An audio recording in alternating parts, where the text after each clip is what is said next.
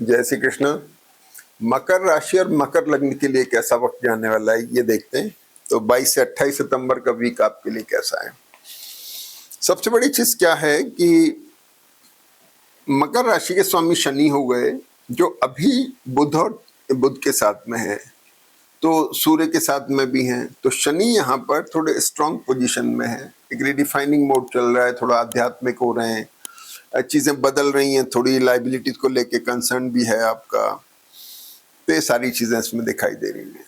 अब आपके साथ एक बड़ी खास बात क्या है कि गुरु 6th हाउस में है और ये वर्गोत्तम में है। छठा भाव जो होता है डेथ्स, डिसीज और लाइबिलिटीज का होता है। लाइबिलिटीज बढ़ सकती हैं, डिसीज माने किसी any kind of disease, physical, mental, financial, और एनिमीज माने ऑब्स्टिकल आना। इनका पैसा खर्च हो रहा है, इन पे एनर्जी वेस्ट हो रही है। डोंट माइंड कि फाइनेंशियल हो, फिजिकल, मेंटल, फाइनेंशियल किसी भी पार्ट पे हो सकती है। हो सकता है ट्रैवलिंग प्रॉन हो सकता है शारीरिक मेहनत से एनर्जी खर्च हो रही है, एनीथिंग किया। तो गुरु यहाँ पर 12th हाउस पे दृष्ट होके एनर्जी एक्सपेंडिचर कर रहे हैं आपकी लाइबिलिटीज को लेकर के, ठीक है, क्योंकि लग्ने शनि बुध के ऊपर भी दृष्ट हुए। ये एक सबसे इम्पोर्टेंट। दूसरा, अब नवी राशि जो है धनु राशि, उस पर शनि और गुरु दोनों दृष्ट हैं। जो 12th हाउस हुआ ये ड्रेनेज ऑफ एनर्जी का हुआ, एक्सपेंडिचर्स का हुआ। एनर्जी एक बड़ा रिफाइंड लैंग्वेज में हम बोलते हैं physical, mental, financial, any kind of energy. Financial हो गया, फिजिकल पार्ट पे ट्रेवल में भी कन्वर्ट हो सकता है, ठीक है। दूसरी बात, मंगल दशम भाव में बहुत अच्छे होते हैं, अपने ही स्थान पे दृष्ट हैं, तो एसेट क्रिएट कराने की तरफ जा रहे हैं, ठीक है ना। लेकिन इस मंगल पे राहु और गुरु दोनों दृष्ट हैं। लेना तो चाह रहे हैं, सेटिस्फैक्शन नहीं है। मंगल की दृष्टि पेट की तरफ है, एसिडिक करेक्टर है, बॉइलिंग करेक्टर है, गैस्ट्रिक प्रॉब्लम का ध्यान रखना है। और मंगल इस वीक में 24 तारीख से धनु नवांश में आ रहे हैं। तो भाई जो लोग मंगल लग्न पे दृष्ट होंगे, तो जो लोग थायराइड, बीपी, शुगर के पेशेंट हैं, उनको ध्यान रखना है। ये सब शूट अप हो सकता है, ऊपर नीचे आ सकता है। इसलिए मंगल का दशम लग्न पे दृष्ट होना एक महीने में अच्छा है, एक महीने में थोड़ा ध्यान भी। लेकिन अगले वीक में ये मकर नवांश में आ रहे हैं, आपको बहुत अच्छी पोजीशन बनने वाली है, बहुत अच्छा स्ट्रेंथ देंगे, ठीक है ना। राहु गुरु की दृष्टि यहाँ हो गई, शनि बुध की हो गई। अब और एक इंपॉर्टेंट चीज ये कि इस लग्न और राशि के हिसाब से शुक्र योग कारक हो गए, जो राहु केतु के साथ में बैठे हुए। ये बड़ी स्ट्रांग पोजीशन हो गई।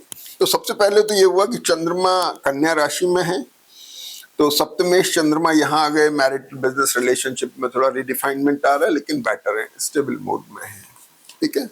कारोबार को लेकर के बहुत अच्छा है, परिवर्तनशील है, लेकिन अच्छा है, स्टेबल मोड में जा रहा है। चीजें उठापटक होके ठीक मोड में जा रही हैं। दूसरी बात, शनि के साथ में बुध और चंद्रमा दृष्ट ने पैसे आने के योग हैं, यानी 22 से 24 तारीख के बीच में अगर आपकी जन्मपति अलाउ करती है तो आपके पास धनावक होनी चाहिए। अगली बात ये हो गई कि चंद्रमा आ रहे हैं यहां से हटके तुला राशि में।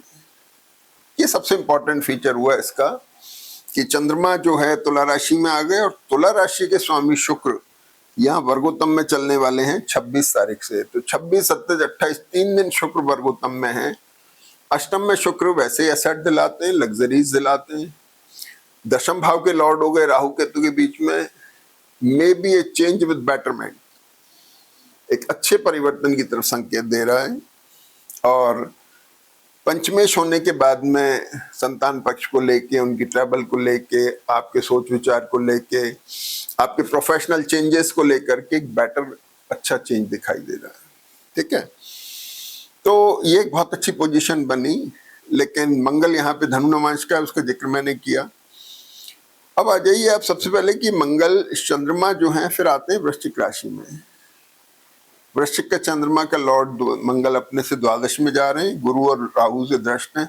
तो यहाँ चंद्रमा के अंदर एक डिससेटिस्फैक्शन आ गया, तो थोड़ा ध्यान रखने की जरूरत है। बाकी ये वीक आपके लिए फायदेमंद है, आप इसका फायदा उठाइए, क्योंकि इस मकर राशि और मकर लग्न के योग कारक है शुक्र है, और शुक्र वर्गोत्तम में रहेंगे इस वीक में। आपको इसका पूरा फायदा उठाना चाहिए। जय श्री कृष्ण।